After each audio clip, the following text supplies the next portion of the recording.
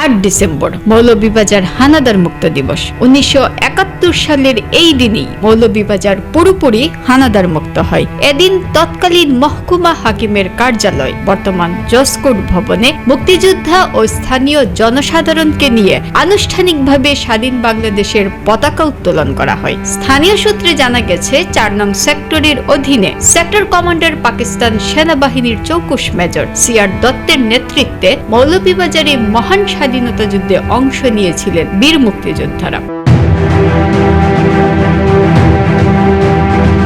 তৎকালীন ডিসেম্বর মাসের শুরু থেকেই মুক্তিবাহিনী ও মিত্র বাহিনীর যৌথ আক্রমণের মুখে পাকিস্তানি হানাদার বাহিনী পিছু হটতে শুরু করলে প্রতিদিনই এ জেলায় বিজয়ের সম্ভাবনাও উজ্জ্বল হতে থাকে। জেলা শহরে প্রাইমারি টিচার্স ট্রেনিং ইনস্টিটিউট ছিল পাকিস্তানি বাহিনীর ব্রিগেড হেডকোয়ার্টার। যুদ্ধকালীন হানাদার বাহিনীর টর্চার সেল হিসেবে পরিচিত এ ব্যাংকারটিতে নিরীহ মানুষদের ধরে এনে হত্যা নির্যাতন চালানো হতো, যা আজও কালের সাক্ষী হয়ে আছে। 7 ডিসেম্বর এক পর্যায়ে হানাদার বাহিনী পর্যদস্ত হয়ে সিলেটের দিকে পালিয়ে যায়। ফলে 8 ডিসেম্বর পুরোপুরি মুক্ত হয়ে মুক্তিযোদ্ধাদের দখলে আসে মৌলভীবাজার। জেলার সর্বত্র আকাশে উড়ে স্বাধীন বাংলার পতাকা।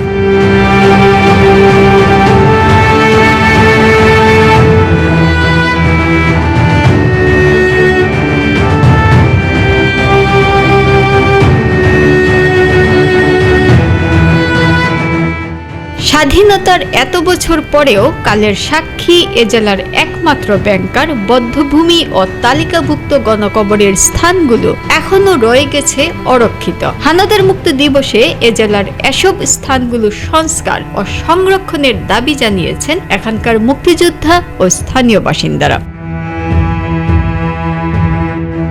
Desk news spotlight.